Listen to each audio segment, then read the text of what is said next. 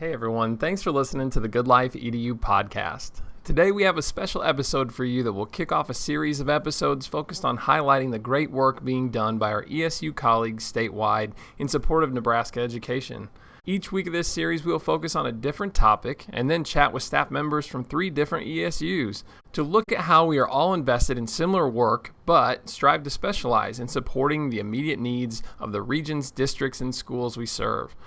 In this first episode on the topic of technology, you'll get a sense of how ESU support not only instructional practices in the classroom, but school systems, communication, and even help with keeping our students safe when they are learning online. In closing, I want to say a special thanks to Jason Everett at ESU 10 for this great idea, and we hope you enjoy this look into the work we do as ESUs. Also, if you like the show, we'd appreciate your support by following, rating, or leaving a review for us, as all those efforts help to amplify the stories and communication that this pod is dedicated to sharing.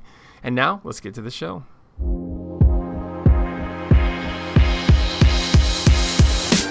Welcome to the Good Life EDU podcast presented by the Nebraska ESU Coordinating Council. I'm your host, Andrew Easton. Thanks for joining us as we discuss the latest in digital learning across Nebraska and around the country.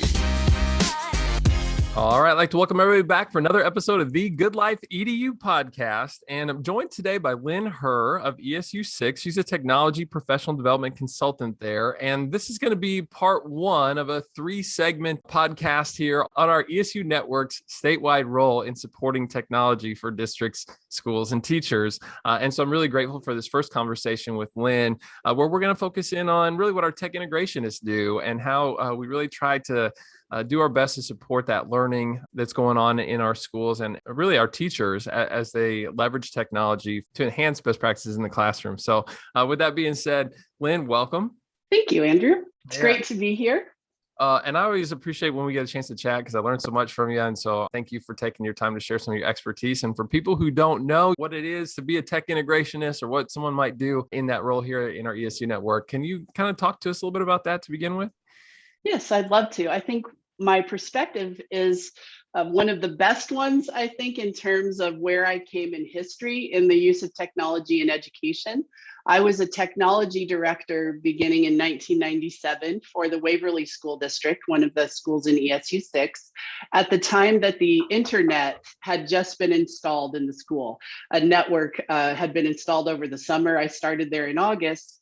And I got to learn from being in the technology director role or coordinator role, both the hardware and software side of things, because it was very early in the use of technology in schools, networked technology. I would say, the Oregon Trail's been around for a long time, but we could not just go online and find any resources back then. So in that 10 years, I saw that it became 2 jobs. You really had to know a lot about the hardware, servers, keeping everything safe and running.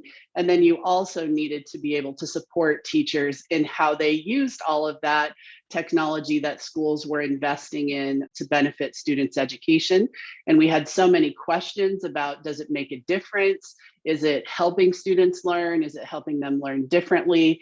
So I feel like it's been a wonderful span to see how that has changed over time. So now 15 years ago, I went to ESU 6 to be the technology professional development consultant, where I could focus 100% of my time on supporting educators from paraprofessionals to office staff. I work with office staff in schools too, up to superintendents, teachers, counselors, anyone in a school that uses technology.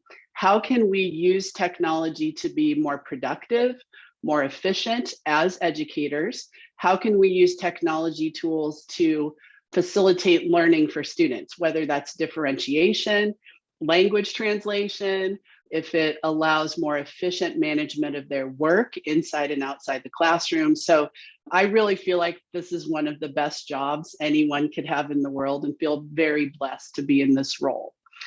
Well, and in hearing you talk about that there, you can tell that there has been such a history of needing to learn and to grow as new technology comes up and as the needs shift in terms of what that integration looks like. It really speaks to just that ongoing professional development that has to happen. And I think that it's terrific that the ESUs have those roles out there, because for the classroom teacher, that's really tough to keep up with all these different things. And so for there to be experts like yourself who have made a career out of this, to be able to go in and support and keep one eye, I guess, up and looking to what's next, what's now and what's next. Maybe it'd be the two things I would say with it. Is that fair to say? Yes, I think that's a great way to phrase it. And if we go back to when we started using technology early in the process, we had a lot of substitution. There are a lot of models that describe how we use technology in education, and some of the basic levels are substituting. So instead of handing students a piece of paper, we could give them a digital assignment, basically asking them to do the same thing, but it was digital. We gained a little bit of efficiency in that substitution, but we didn't really get deeper learning. But we also didn't have the capabilities with technology back then to do much beyond that.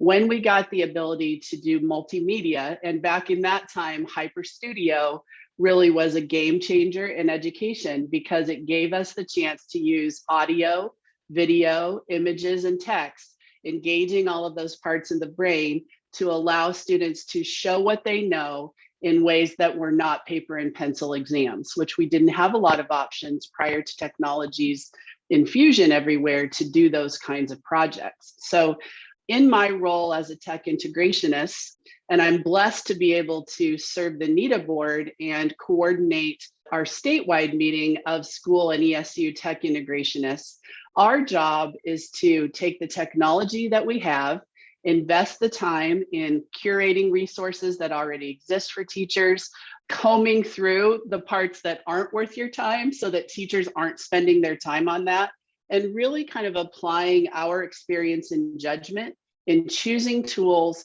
that are most efficient, most effective, and that are fairly easy for teachers to incorporate into their already wonderful toolboxes that they have for how they address instruction with all kinds of students. So it's a job that changes, I think, daily.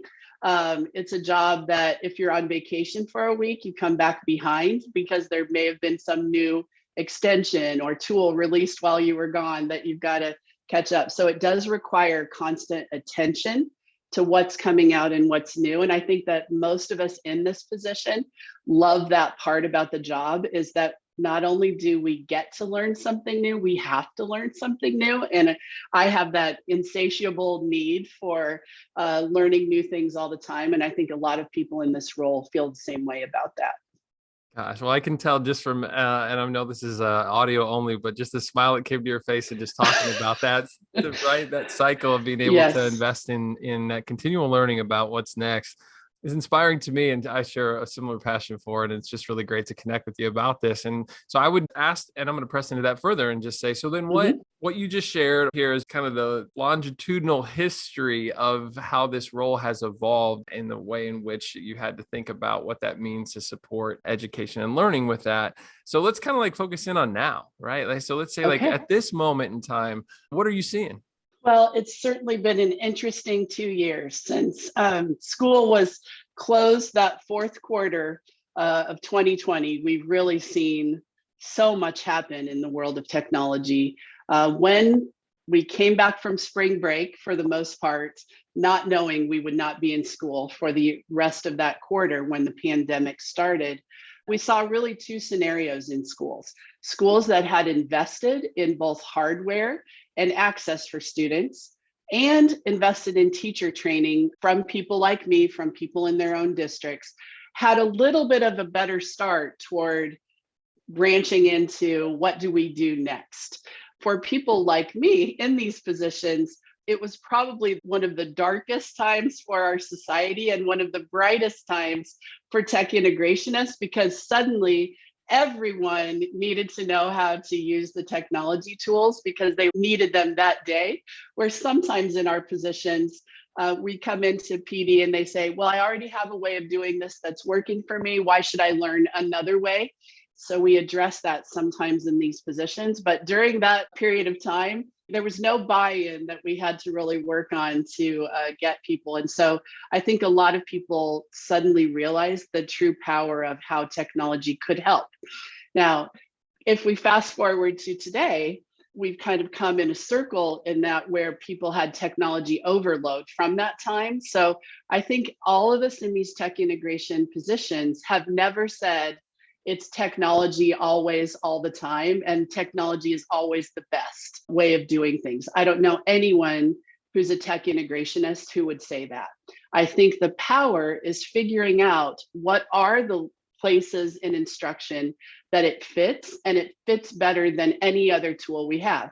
So for example, in classroom management, if I have a situation going on with a student, I draw on my teacher experience to what tool may work in this scenario better than another, and I'll try that. If that didn't work, I'll go to the next tool and try that. Where with technology integration, to me, one of the things that we can do are things that we could not allow students to do without it. So if you think back to a lot of people listening to this, for example, could have been in school where a lot of it was paper and pencil based. You could not just decide to create a song to show what you know instead of writing an essay. It would have been very difficult to do that. Now we have those tools that allow students to show what they've learned and engage with the content in ways that we just could not do without the technology tools available. So deciding, should I have every student produce the same product of something at the end? Or can I decide what are my learning goals in an assignment and give students all the options they need to meet those learning goals so that then we get a variety that we can all learn from? I think that's also been a powerful thing with technology, is that students have the power to create resources for learning about their content or even just about the world, and sharing those with students all over the world so that we have a much flatter structure in terms of where does the knowledge come from, not just the teacher in the classroom, or back in my childhood, the World Book Encyclopedia that my parents invested in. But we can get that knowledge from each other. We can challenge each other through social media. We have all of those options to go deeper with learning and broader at the same time.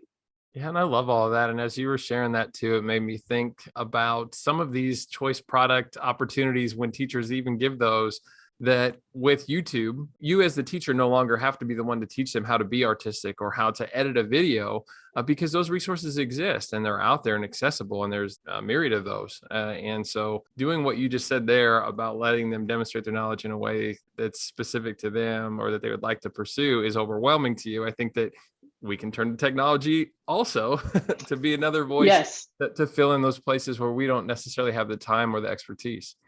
Right. I think what it comes back to is educators know, how do I know that a student has learned this?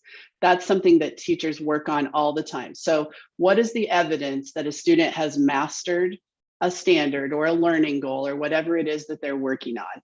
And we think of that not necessarily in terms now of one product, but in an array of products that students could produce to demonstrate that learning. And I think that benefits everybody. So part of my job as a tech integrationist is to at least get teachers thinking about that, because as you said, I think we're a step away from teachers having to know every technology tool, and it allows students to bring their own knowledge of that to the classroom. What the students don't always have is how to discern that content knowledge and how to show what you know and how to produce something that is credible, that is well researched, that really allows you to show what you know. And that's what the teacher can bring to the process. So it's kind of that full circle again. We did a lot of teaching teachers to use technology so that they could teach their students.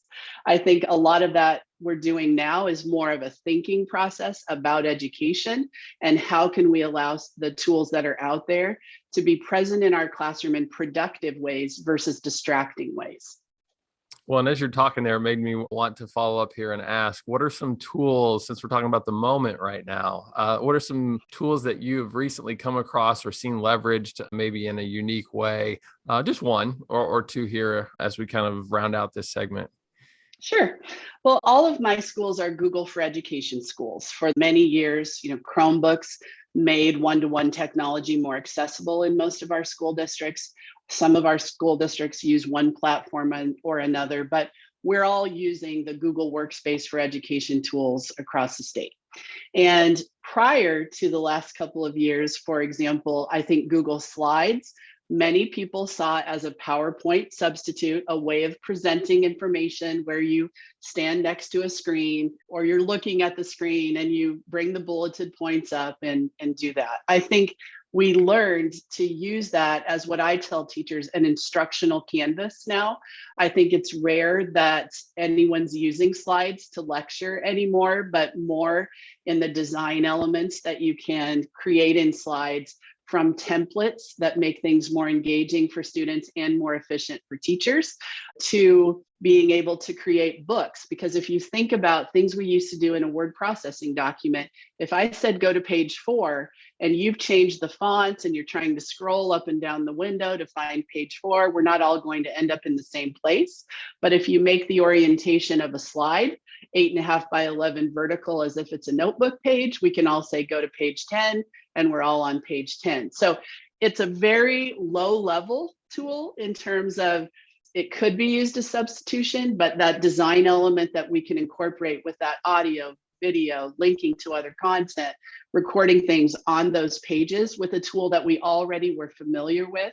I think that's been an interesting thing to see, just that explosion of how we're using what was, I would say, kind of an old school, old instructional model of Sage on the Stage type of tool to a really collaborative, integrative tool that we can use to showcase learning and provide learning resources that can be used both in the physical classroom and in the virtual classroom across the board.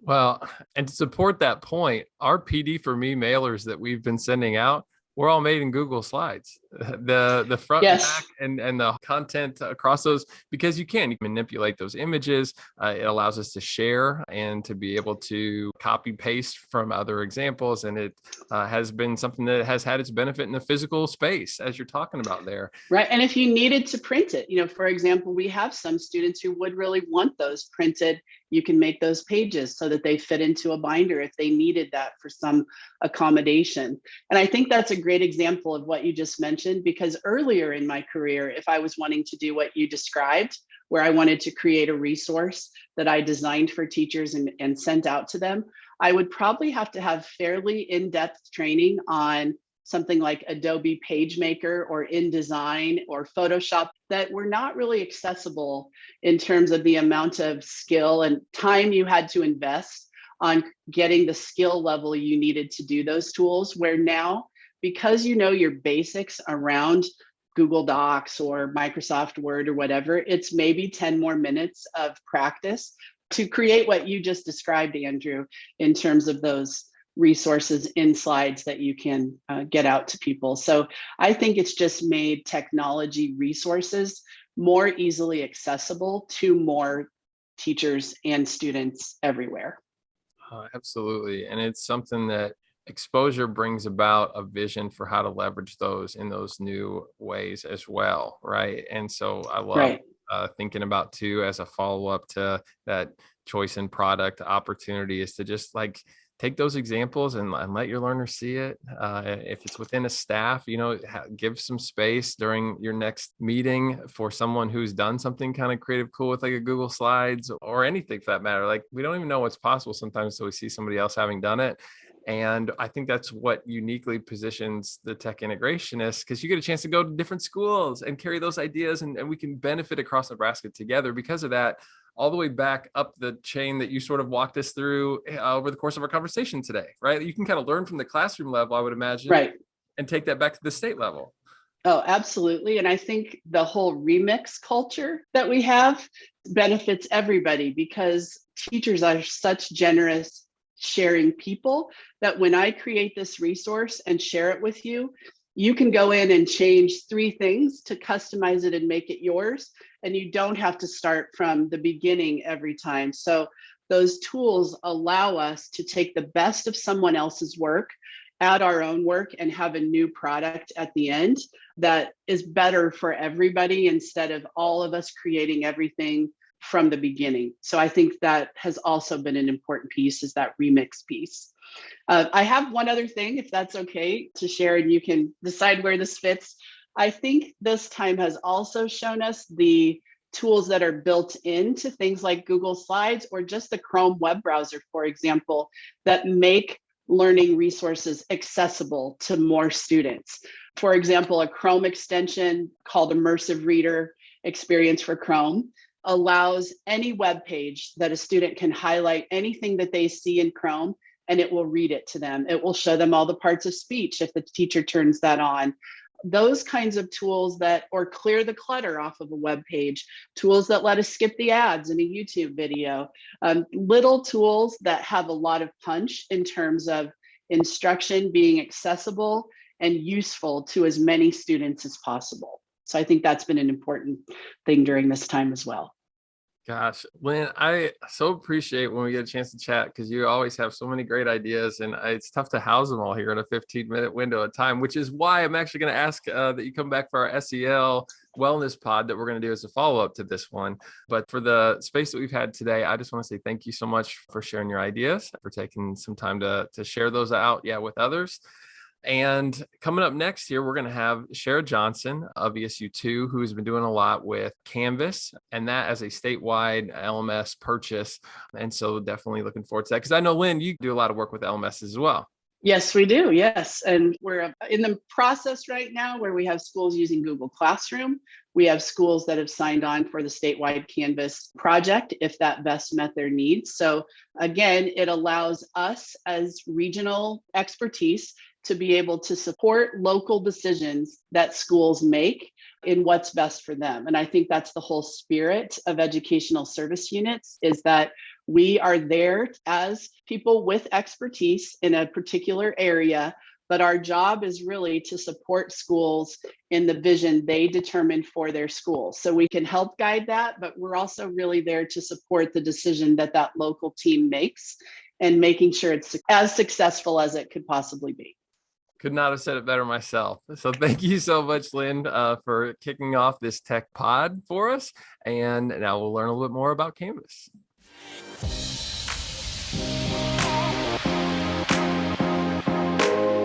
All right, here we are for part 2 of this 3-part podcast on technology. And I'm really excited for the opportunity to visit with Shara Johnson of ESU2, also of Canvas, as we're going to talk a little bit about Canvas today.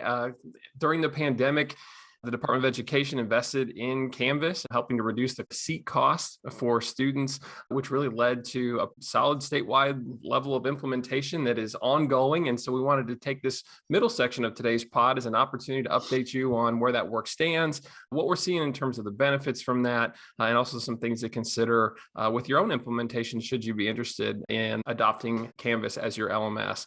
So Shara, welcome to the podcast. Thank you. Yeah, and give us an update. Where things stand with regards to Canvas usage and really the Canvas Consortium statewide? Yeah, it's been crazy since the pandemic came on. Canvas has been a widely used term in Nebraska. It already was because all of our state universities use Canvas, a lot of our state colleges, community colleges. So it's been a really nice transition for our K-12 population to move that way as well. We currently have 141 districts that are part of the consortium here in Nebraska, and that's really a combined effort between NDE. I know that ESU2 and ESUCC is involved in that as well, but together we're trying to provide services for those schools. Currently, we're still having people, if they're interested in coming onto the consortium, they're welcome to join. The beautiful part about this is that NDE is covering the cost of implementation. So there is no implementation cost. It's just a seat cost, which is $3 a seat. And so if people are interested in joining, they still can. And I know a lot of our schools, their contracts are coming up shortly, which means they can easily transition into the consortium. And you get some added benefits when you do that. You get tier 1 support, which means 24 hours a day, 7 days a week. You can call, chat, report a problem with Canvas. So that's part of the consortium, as well as you have access to my team to come and provide professional development. We can come to your school to do coaching. We can work with teachers one-on-one. We can work whole group, small group, whatever. And we provide a lot of resources that way too, as a part of the consortium. So if anybody's interested in joining, they can reach out to my office. We have an easy email address. It's necanvas@esu2.org. And Heather will hook them up and get them information. But we definitely are still encouraging people to join at this low, low price. It's awesome. Yeah, I know for that $3 per seat cost, isn't that about half of what it would normally be? Depending on where you are Mhm. regionally, who your salesperson is, I think that's debatable. I don't really know. But the implementation fee is what the huge savings is because that can range if it's an independent implementation or if you're in a cohort. That can be anywhere from $3,000 to $10,000 a district. So that's a huge savings for our schools. So it sounds like there's been quite a few schools that have onboarded to Canvas through the Canvas Consortium. And thanks for sharing the web address there. If you would, maybe kind of speak a little bit to what some of those schools are seeing. I know you said you and your team have been really busy in support of schools. And so what are some of those kind of boots on the ground lessons that you're learning right now that you're seeing as maybe even like benefits, for example, that the schools are noting that have started to use Canvas? Yeah, so we've been all over the state. I have a team I have 3 individuals that work with me, Heather, Tammy, and Adam, who are all awesome. And we've all been working in schools. We did a ton of stuff this summer, this fall. And basically, at this point, we're doing a lot of whole group PD, getting people in, getting them comfortable. We have a lot of brand new schools. So trying to create that buy-in. I love it when we get to work with admin teams first. When we get to really work with an admin team to establish some norms before we go in to work with the schools and work with the teachers. But I've had some great experiences this fall of teachers just really being excited when we leave. And, I'm reminded, I always tell people, Canvas is not a pandemic solution. I know that a lot of people think it's a fix for the moment. It's an everyday solution. I have twin juniors. They were in school 2 days last week. 2 days. They were at a college visit on Monday. They were at land judging and they were at Quiz Bowl. And they missed so much school last week. And it's great. That's a beautiful thing about being in a small town. You get to be overly involved. However, it's also problematic because you're missing a lot of school. So I was just reminded last week how Canvas is really a great tool for us every single day, whether we're in a pandemic or not. So I'm hoping a lot of these schools are seeing the advantages. I've also really appreciated recently, I was working with a school and they were Google school, which is great. They were using Google Classroom and they reminded me of how user-friendly Canvas is. And so that was just reiterated again and again that day. It was like, oh, this is easy. Oh, I didn't know it could do this. And I'm like, yes. So I love it when teachers get excited about the possibilities and what's possible. And that learning can really happen beyond the classroom walls, right? And kids can have some choice and voice and have some capabilities to kind of control the pace in which they move through content. And so it's been fun to see teachers kind of get to play with that and start investigating and learning about those tools. Yeah, and I think for so many of us that maybe have taken a master's class or a grad class or something since they've been in college where your experience maybe with an LMS has always just been sort of this digital pinup board where you're going to go and post an assignment and it just kind of hangs there with a date on it that you can then get as a late copy, right? Or find out what was due when and a place to submit it. And anymore, like you said, you can facilitate entire learning experiences online there. And it is just a great place to house so many of those things. And to play off of one of the things that you mentioned there when you're talking about Google Classroom, the integration from a number of different technologies that Canvas works well with is part of the appeal to it. Am I right? Like, because that's it. People are a little tentative maybe sometimes. I don't want to go through the onboarding process of shifting from what I'm familiar with to something new. Yeah, it's an ecosystem. So it's not like a separate platform. We like to think of it as an ecosystem. I'm actually taking a class right now through Canvas as a student, and my assignment this week was a Flipgrid assignment. I had to post a video about what it's a teaching class. So I was planning a lesson in a unit, and I had to basically post a video about what this looks like conceptually before I build it. And it was Flipgrid. Flipgrid works right inside of Canvas, as does Google, and so does Microsoft Office. All of these integrations we can leverage so students don't have to go away from Canvas. I was visiting with my niece this weekend. She's an interior designing student at Wayne, and she mentioned all of her Cengage things that from her textbook, she accesses through Canvas. So her teacher creates the modules in Canvas, but it really utilizes that technology that's outside of Canvas. Kids don't know the difference. They come in one place, they're launched into another place. And so all of these integrations are just added on. It's like the cherry on top of the sundae. You can use Nearpod, you can use Flipgrid, you can use Edpuzzle. I just think of all the ones that we're using in addition to, if you're a Turnitin school, works with Canvas. If you're a Respondus lockdown browser, works with Canvas. So a lot of these third-party integrations have applications. And so we want to make sure that we're utilizing those as well, because there's great native Canvas tools. There's a lot of native things that work well, but there are a lot of things that work in addition that just bolster its capabilities. It's really, really a phenomenal, like I said, ecosystem that allows us to launch kids into different places. And this works with District SIS as well, right? Yeah, so there's Power School, Infinite Campus Integration. I know we have a lot of schools that use other things like JMC, those kind of things. Depending on what your SIS is, that integration allows for provisioning, which means students get enrolled, classes get created, terms get created. We don't have to do any of that manually. In addition, a lot of our teachers are really appreciating the benefit of grade passback, which means we don't have to put grades in Power School anymore. We can just grade inside of Canvas. And as I'm grading a student's work, it automatically syncs and creates that in Power School. So there's some time savings there as well, but those things also just make it appealing to teachers. It's so seamless. And I would harken back to something else you mentioned earlier too, which is the admin piece. And before we got on the pod today, you were talking a little bit about the support that you've been providing recently with those administrators. And so can you kind of give us some of the things that you've gleaned from that conversation about what makes for a successful implementation? Yeah. So one of my favorite things is when a school really starts at the admin level, because I was just mentioning, you can say we use Canvas. And you might say, what that could mean like 55 different things. Like when you tell me that as teachers using Canvas, it could be that they're just posting what they're doing every day. It could be that they're using it for station rotation or blended learning, or they're teaching completely online. It could mean so many different things. So I love it when an admin team gets together and they really clarify, what does it mean to use Canvas in our district? And I call those Canvas agreements. So these are the things we're going to agree exclusively, myself as an administrator, you as a faculty member, we are going to agree that when we say we use Canvas, these are the things that we're ensuring are happening. And that goes down to course design, that goes into content curation, it even goes into communication. Like, how are we going to utilize the tools to communicate with students and parents? But having that common language is something I think is really important. So when you're coaching a teacher, or when I'm in your district coaching a teacher, I know this is how we do Canvas in this district. It is essential that we are all doing X, Y, and Z, and that we're all making sure that we're putting the student first. And these are the things that we're going to do to guarantee that that's happening. A lot of schools will just say, go forth and prosper. Great. But now you have kids with experiencing lots of inconsistencies, and it's more stressful than it is now easy and inviting. It's now creating some anxiety. And so we want to make sure that we're reducing anxiety. And by doing that, we can have those agreements from that administrative team is just super helpful. In addition, there's something called the Fundamental 5 that helps teachers to kind of think about how they're building content. And it's just another layer that you can put on top of that to really start thinking about, okay, we want to use this tool in a way that is really increasing engagement.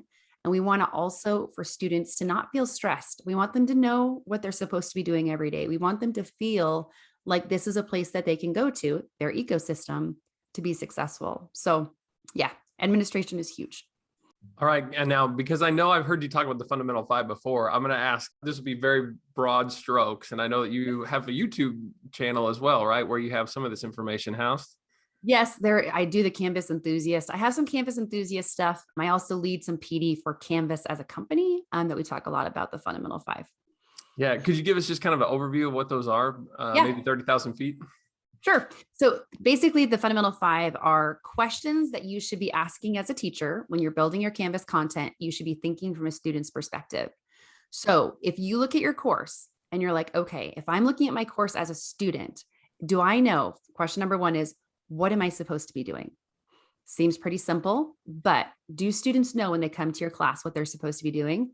Number 2 is, when is it due? So are we creating due dates? My niece just mentioned this weekend. She said an instructor forgot to put a due date. She didn't do it. She got in trouble. She's like, I didn't know it was due. So you have to use due dates because it helps the kids stay on task. Number 3 is, can I get help? If I need help, where do I go to get help? So is there protocols in place that allows me to have a channel or a procedure for if I need assistance? Number 4, how did I do? Canvas has amazing feedback tools, SpeedGrader, rubrics. We can leave video feedback. We can leave audio feedback. We can leave written feedback all in one space. So telling students how they did on an assignment is really important. I'm taking a class right now. I just got an assignment returned to me telling me I didn't meet all the criteria. Thank you, Jim Wolf, for being patient, by the way. So I went back through and I just hadn't highlighted the way that I was using the integration. So I went back and highlighted it and I resubmitted it. But that was really helpful for my learning. And then lastly, number 5 is what more can I do? And that one isn't really like, oh, please give me more work. That's not what we want. It's more like, can we really use the system to provide voice and choice for kids so that they can show what they know in a way that works for them? So I don't do well writing, but I'm pretty good at making like a video or a speech or an infographic. The written word just isn't my gift, but it might be somebody else's. So if you're trying to show mastery of a concept, can I do that in a way that I can really shine? And Canvas allows you to do that. So those are the 5 questions essentially, but we just want to think about our courses through those 5 questions and make sure we're answering them so that kids are successful. Shara, thank you so much for taking a little time today to talk to us about the Canvas Consortium. We covered so much in like 10, 15 minutes time there, everything from the state level down to what teachers should consider in support of their students and that teacher clarity piece. So really appreciate your time and your advocacy for this and the hard work that you and your team at ESU2 are doing on behalf of all of our districts statewide. Well, thank you for having me. Appreciate that.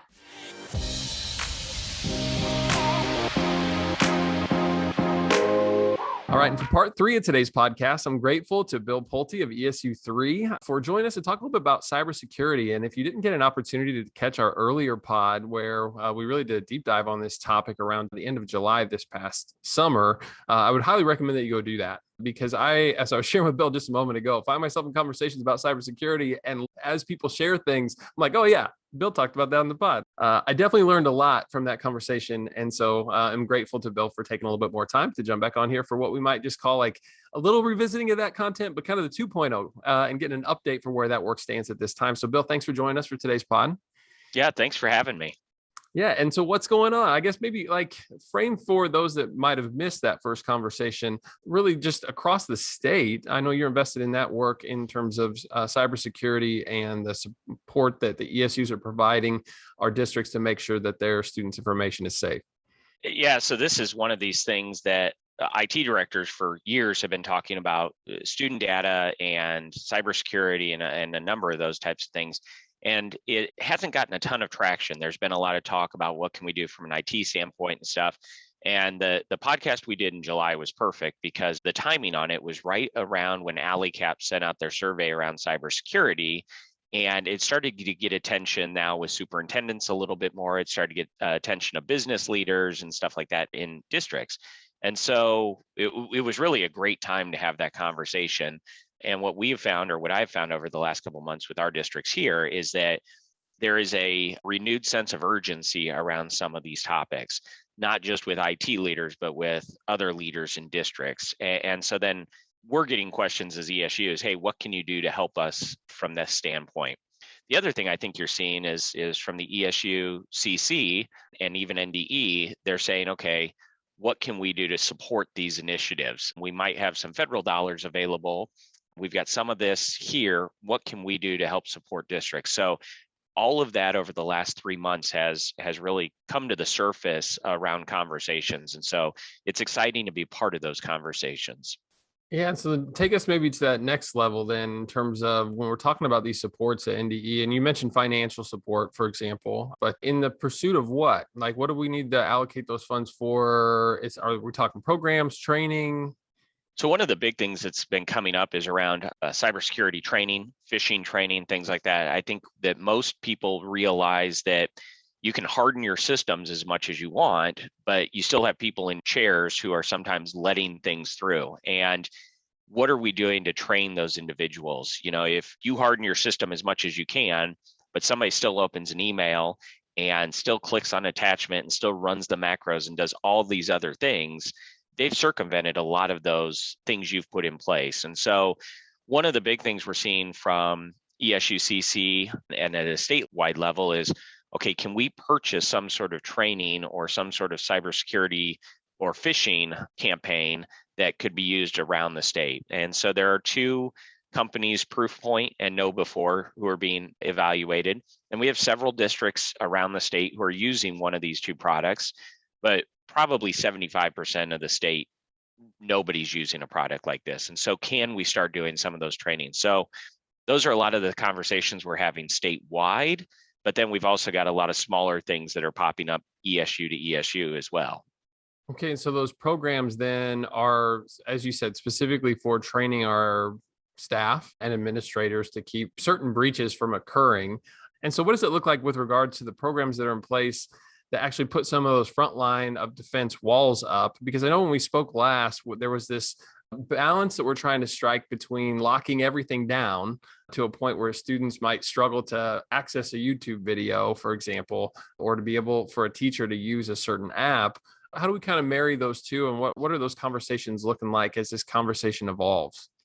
Yeah, that's the tough part. I think it was 10 years ago, I did a NETA session and it was on security or usability, because every time you make something a little bit more secure, using that software or using that product or using that technology becomes a little bit more difficult. And I don't think that these conversations are any different. It's trying to strike a balance between the two. You know, you look at the regular trainings you have to do every year for bloodborne pathogens or whatever it is. You know, maybe this is just one more training you do at the beginning of the year. These products also have these where it's not a set training you do. It might be a phishing campaign. And if you happen to fall for the phishing campaign, now you're assigned to training. The interesting thing is because there's this renewed sense of urgency around this from all district leaders, I think we're starting to get more buy-in from superintendents and school boards and other places to say, okay, we can do this. And if they don't pass the phishing campaign, yes, I think it's completely reasonable that they do a 20-minute training on why they failed that. You would hope that year over year, teachers would get better at this. And so you might assign, 1,000 trainings the first year, and then you would hope that the next year it's only 500, and the year after that it's only 250. But you're absolutely right. I think that's always the thing that makes people nervous is we don't want to cut into teachers' time too much. We don't want to say, well, you're going to be spending all your time doing cybersecurity training, and so you can't do lesson plans. That's nobody's goal. Teaching comes first, but we got to make sure that these other things are done too. And so I think each district is talking about how to strike that balance. Yeah, and I love that that's at the core of this conversation too. It's just an awareness that is something that needs to be part of the conversation. And great to hear you use the word balance in the midst of all that. So I appreciate getting the update for where we are with things right now. So where do you sort of see this moving forward as some of the next efforts? I know we kind of mentioned getting those trainings, but what does that in terms of a rollout look like, or timelines committing to these various programs, getting districts the right information for them to even know that they exist? I mean, there's probably a lot of steps to this. Yeah. So from the ESU3 perspective, last week we had a meeting with our districts, and I'm very pleased with how the meeting went. But what we did was districts came in and we just asked, okay, what is a topic on cybersecurity that you think is important? And then we wrote it on paper, we put it on the wall, and we ended up having about 14 different topics in there that districts said, hey, these are priority for us. And when what are some of those, for example? I mean, yeah, so multifactor authentication was on there, backup with air gapping and immutable backups, stuff like that were on there. The CISA reports that we're doing, which is the Homeland Security reports. So we had some big topics like that, but we also had districts who said, hey, I just need help with endpoint management, so antivirus on computers, are we managing them through an MDM, some of those types of things. So it ran the gamut of very high level items down to just, hey, what are we doing when a computer comes in? We spent a lot of time talking about account management.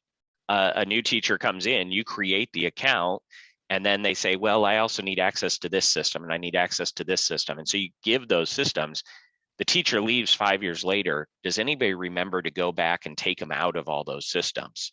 And so, it's something as simple as that. And I think every district struggles a little bit. And that starts to get into the conversation around student data privacy and what systems are teachers going to sign up for that maybe they didn't run through a central office. And are they sharing data out?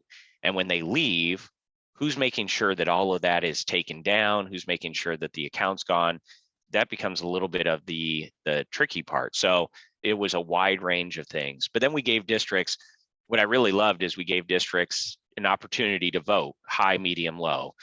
And so we said you get 5 high, votes, 5 medium votes, and 5 low votes. And then we could kind of see, okay, what are the most important things to our districts? And so for us, the multi-factor authentication, backup and DR, and security monitoring were the 3 things that rose to the top. And so now as an ESU, we're saying, okay, we've got to focus on these 3 things. Our time, money, and effort needs to be spent over the next 12 to 18 months on these 3 items. And then we'll start chunking away at some of the other things. But if another ESU did the exact same thing with their districts, it might look a little bit different for them. And so that's kind of where we are. We're trying to balance what the state's doing for some of this stuff with what our districts need and try to get best of both worlds. Well, and that's what I love about this series is that we're kind of taking a look at how each ESU is responsive to the districts that they serve and how that can look a little bit different across the state. But at the same time, as you mentioned there, I'm sure with that list of 15 or 16 different topics, I'm sure that those are pretty widespread and things that we can all benefit from having conversations around and learning from each other and our support. So grateful for you taking a little bit of time to talk about that today. I'm going to ask about one of those then in the interest of time, but we spoke in the last podcast too about that multi-factor authentication and the idea of that could be a little tedious for a 7-year-old like my son Right. in 2nd grade to have to do that for the various things that he might have in terms of apps, programs, et cetera, on his iPad at school. So has there been any more conversations about what that might look like functionally, I guess, or where are we at with things? So one of the things we talked to the insurance company about is what if you have a walled garden around your students? And so what a walled garden is, it means that the students can't receive email from outside, they can't send to outside. And so we got very good feedback to say, okay, that would meet the requirement and you wouldn't have to have multi-factor set up on the students. The thing I think is interesting about that, and I hope if any insurance people are listening, they can jump off now, but I think that's got consequences that they're not thinking about. Because I heard from at least one district who said, well, we're going to set up a walled garden, and then our high school students who are applying for scholarships, we're going to tell them to go just sign up for a free email account, and then we'll let them access that in the district. So what you've done is you've made yourself less secure because now they're using a personal account that you have no control over. You can't search it. You can't, so I think that's an unintended consequence, but I think it's a way that people are getting around some of this is to say, okay, we're going to create this walled garden here, and then we'll just tell kids to go get a personal account and use that in the district as well. So I wish insurance companies would be more responsive to what we're seeing in districts. Unfortunately, they're not. And so we've got to have these conversations internally about what's best and just doing what's best. Well, and I love the heart behind that. And that's why I certainly wanted to ask you back on to give us a little bit of an update. Is there anything, and then this will be my last question, is there anything that I've not asked or that we've not talked about that you feel like would be prudent to share at this time? The only thing I would share is I think everybody knows that this is, you go back to the alley cap thing, they gave everybody 3 weeks to reply to this. And then they said they're going to take 2 weeks. This is not something you solve in 3 weeks. Cybersecurity is going to be an ongoing thing forever. We're taking it, I'm the king of cliches. We're going to eat this elephant one bite at a time. And so that's why we did our list. That's why we did that meeting last week. We need to know what the first bite looks like internally, and then we're going to start chunking it off.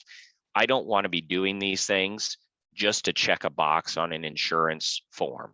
That's a reason to do them, but I don't think it's the best reason to do it. The best reason to do it is because we're trying to make our network as secure as possible, and we're trying to protect student data and staff data and parent data to some degree. So yeah, that's doing it for the right reasons is important to me.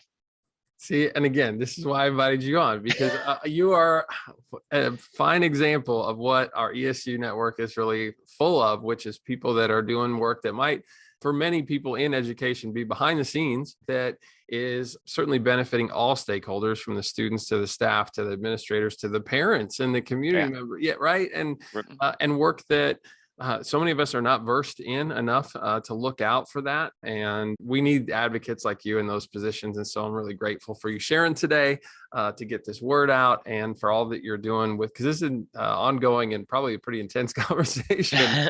And so thank you so much for your support. Yeah, I appreciate it. I always enjoy coming on with you, Andrew, and getting to discuss these topics. So thank you very much for having me. Yeah, for sure. And more as it develops. So Yep. thanks to everybody for tuning in for this whole pod, and look forward to more in this series as we focus on different topics across the state, like social emotional learning and also special education, amongst others. And so thanks. Make sure you check it out next week.